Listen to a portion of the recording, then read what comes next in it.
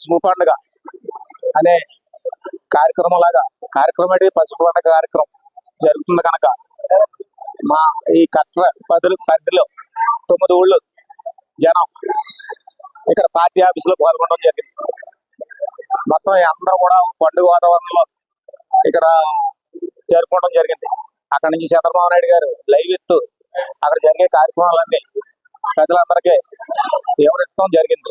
అంతా కూడా మన బొడ్డు వెంకటరమణ చౌదరి గారి ఆధ్వర్యంలో 10 కష్టాలు ఆయన ఆధ్వర్యంలో 10 కష్టాలు జరుపుకోవడం జరుగుతుంది. 10 చోట కూడా ఈ పసుపు పండుగ అన్నది చాలా ఆనందమయంగా జరుగుతుంది. ఇలాగే రేపు 9 గంటలకు మొదలెట్టి మళ్ళీ సాయంత్రం 5 వరకు కూడా ఇదే రకంగా జరుపుకుంటామని కోరుకుంటున్నాం. ఈ రోజు మహానాడు సందర్భంగా టీడీపీ పార్టీ కార్యాలయంలో ప్రజలందరం కలిసి వేదిక ఏర్పాటు చేసుకున్నాం. లైవ్ చూస్తుండగా టీడీపీ ప్రభుత్వం చేసిన గొప్పతనాలు పనితనాల గురించి చెప్పుకుంటే ఈ రోజు మనకి చాలా ఈ రోజు మనం ఎక్కడికైనా ప్రయాణం చేయాలంటే గుంతల రోడ్డుతోటి చాలా ఇబ్బంది పడి ఉండేవాళ్ళం. అలాంటిది ఈ రోజు ఎక్కడికెళ్ళినా కానీ కళ్ళు మూసుకుని డ్రైవ్ చేసేంత ప్రశాంతమైన వాతావరణం వచ్చింది. అదే విధంగా ఇల్లు కట్టుకోవడానికి అనేక రకమైన ఇబ్బందికరమైన ఈ డబ్బు గురించి పే చేసేవాళ్ళు ఇసుక కావాలంటే ఆధార్ కార్డు పట్టుకుంటే లైన్ లో నిలబడి 2-3 రోజుల నుంచి నెలల వరకు అయినా కానీ ఇసుక వచ్చే పరిస్థితి లేకపోయింది. ఈ 6 రోజుని సాధారణమైన మానవుడు పునాదుల్లో ఇసుక పోసుకునే పరిస్థితికి వచ్చింది. అదైనా సులభమైన ఇసుక పద్ధతిలో వచ్చింది. గోదావరికి వెళ్ళి ఇసుక ఎత్తి తెచ్చుకునే పద్ధతిలో వచ్చింది. ఇది వరకు అయితే 5,000 నుంచి 30,000 వరకు ఒక 6 యూనిట్ల లారీ ఉండేది. ఈ రోజు అయితే 6 యూనిట్ల లారీ వచ్చి 5,000కి కట్టుకుండే కన్జ్యూమర్ దగ్గరికి తెచ్చేస్తున్నారు. ఇసుక గురించి అయితే ఏ ప్రాబ్లం లేదు.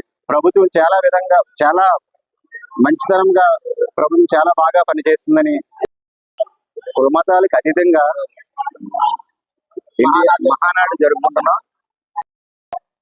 ఈ రోజు రైతులకు చేసే ఉపయోగం ఏంటంటే ధాన్యం కోసిన నెలల వరకు కూడా ధాన్యం డబ్బులు పడేవి కాదు. ఈ రోజు చంద్రబాబు నాయుడు గారు సొసైటీలకి రైతు భరోసాలకి ఇచ్చిన ధాన్యం 24 గంటల్లో డబ్బు వాళ్ళ అకౌంట్ లోకి వచ్చేస్తుంది. రైతు దగ్గరికి వెళ్ళి ధాన్యం కొనుక్కుంటే పరిస్థితి వచ్చింది.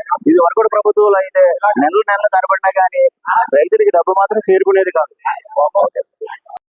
ఈ రోజు మరి 44 సంవత్సరాలుగా తెలుగుదేశం పార్టీ స్థాపించిన దగ్గర నుంచి అన్న నందమూరి తారక రామారావు గారు మరి ఆ రోజు తెలుగుదేశం పార్టీ స్థాపిస్తే ఈ రోజుకి కూడా 44 సంవత్సరాలు అయింది. ఈ 44 సంవత్సరాలుగా తెలుగుదేశం పార్టీ ఏనాడు మహానాడు అనేది మరి మే నెలలో ఇదే రోజుల్లో ఎప్పుడు మేము జరుపుకుంటున్నాం. ఇది ఒక పండుగ వాతావరణంలో జరుపుకుంటున్నాం. ఈ 40 ఏళ్ళగా తెలుగుదేశం పార్టీ ఏనాడు అన్న నందమూరి తారక రామారావు గారి దగ్గర నుంచి ఈ రోజుకి కూడా కేంద్రంలో కూడా మనం భాగస్వాములుగా ఉంటూ ఆనాటి ఏ ఉద్దేశంతో పెట్టినా ఆనాటి చంద్రబాబు నాయుడు ఎన్టీ రామారావు గారు ఆ రోజు నుంచి కూడా మరి రాష్ట్రంలో మేలు జరగాలి అంటే మన ప్రత్యామ్నాయం ఉండాలని చెప్పి ఉద్దేశంతో ఎన్టీ రామారావు గారు పార్టీ పెట్టడం జరిగింది. ఆయన అనేక ఇబ్బందులు మరి ఎన్టీ రామారావు గారిని కూడా ఇబ్బందులు పాలు చేయడం జరిగింది. మరి ఆ రోజుల్లో మరి హైదరాబాద్ మీటింగ్ జరుగుతూ ఉంటే పెద్ద కటౌట్ ఎన్టీ రామారావు గారి కటౌట్ కృష్ణుడి కటౌట్ 60 అడుగుల కటౌట్ ని వేసినప్పుడు మరి ఆ రోజు ఏం చేశారంటే కార్లు వెళ్తా మరి ఇందిరాగాంధీ గారు ఆ రోజుని ఆ కటౌట్ చూసి మరి దండం పెట్టుకోవడం కూడా జరిగింది. ఆ రోజున దండం పెట్టుకుంటే ఆ కార్ డ్రైవర్ కూడా మరి ఏంటండి ఎవరనుకుంటే దండం పెడుతున్నారని మీరు ఎవరికి దండం పెట్టారని అడిగితే మరి కృష్ణుడికి దండం పెడుతున్నానని చెప్పి మరి ఇందిరాగాంధీ గారు అంటం జరిగింది. అప్పుడు ఆయనే ఎన్టీ రామారావు గారు అని చెప్పి మరి డ్రైవర్ గారు అంటే వాట్ అని ఆవిడ ఉలిక్కి పడటం జరిగింది. ఆ రోజు తర్వాత మళ్ళీ 15 రోజులు ఎవిలోనే మరి తిరుపతిలో భారీ బహిరంగ సభ పెట్టడం జరిగింది.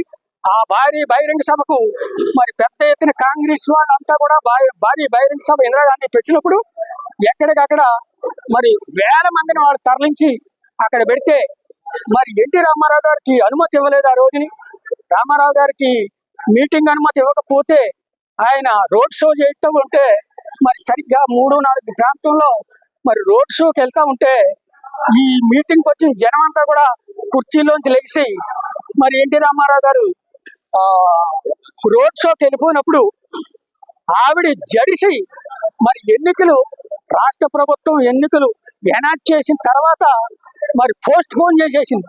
భయం వేసి ఇందిరాగాంధీ గారు పోస్ట్ పోన్ చేసేసి 5 నెలలు ఎవరి చేసేసి అప్పుడు మళ్ళీ అవకాశం ఉందని చెప్పి మళ్ళీ ఇంకా గ్రామాల్లో ఆయన తిరిగి మరి ఆ రోజుని రాష్ట్ర ప్రభుత్వాన్ని 9 నెలల్లోనే ప్రభుత్వాన్ని ఏర్పాటు చేసిన ఘనత అన్న నందమూరి తారక రామారావు గారు. ఆ రోజు మరి చాలా ప్రతిపాదనలో కాంగ్రెస్ ముందు పెట్టడం జరిగింది ఎన్టీ రామారావు గారు. ఏమిటి అంటే రైతుల రుణమాఫీ చేయాలి, ఎక్కడ చూసినా ఆత్మహత్యలు జరుగుతున్నాయి. ఎకరం భూమి ఉంటే ఆ రోజుల్లో 10,000 15,000 రూపాయలు కాక ఎక్కువ ఉండేది కాదు. ఆ రోజుల్లో ఎకరం భూమి అమ్మినా కానీ 10,000 వచ్చే పరిస్థితి ఉండేది కాదు.